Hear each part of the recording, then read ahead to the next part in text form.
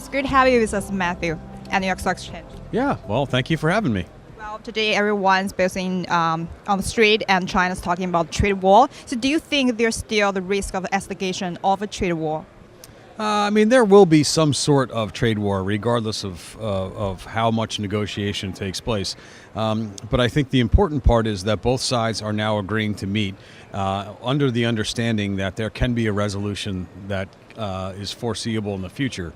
Now, we have 45 days before the tariffs take place. There's a 15-day waiting period and a 30-day public comment period. So there's plenty of time for them to work things out. And there's plenty of fronts they can work it out on. So it's not just one thing. It's not just about intelligence or Boeing planes or soybeans. There's a lot to discuss. And I think the market is optimistic now that we can get it done.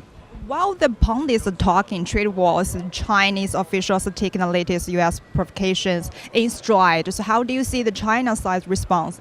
Well, quite frankly, the U.S. has been behind the eight ball as far as the trade deficit for so long. So maybe, the Chinese authorities are saying, you know what, maybe we can negotiate here a little bit. Maybe we can open our markets up a little bit more to American products.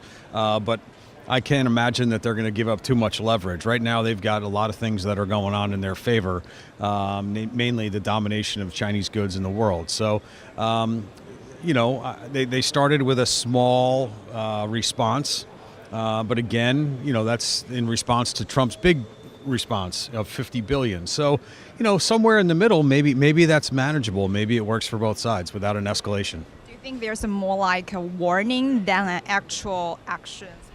And during the Reagan administration, I think this happened like 49 times. So it's not unprecedented that it has happened. Since the WTO was invented or started, it hasn't happened. So, this is a promise that Trump made when he was out on the campaign trail. So it shouldn't have been a major surprise. But I think the way that it came down kind of caught people off guard, especially after we had such a successful response to his tax reform. So I think that's what we're looking at now, is why are we picking this fight now when maybe it was unnecessary? Then what could be the highly possible scenario after the possible trade war between the two superpowers in the world? Well, I think, the best possible outcome would be a negotiation where the U.S. companies could come into China without having to give up a lot. And we would continue to be their main supplier of some agricultural products, some industrial products, airplanes and things like that, without too much of an increase in cost. If you look at aluminum and steel, it's like 3% of the gross economy. So it's not that big of a number. So if that's negotiable, maybe we can work on the other fronts where the U.S. could cut down their deficit, of $350 billion a year. Maybe we can cut that in half, and it would be reasonable for both sides. So, generally, you're taking the positive side. Yeah, I think it's good. I think negotiation is good. We've got a new administration, so it's time to maybe see if we can get a negotiation.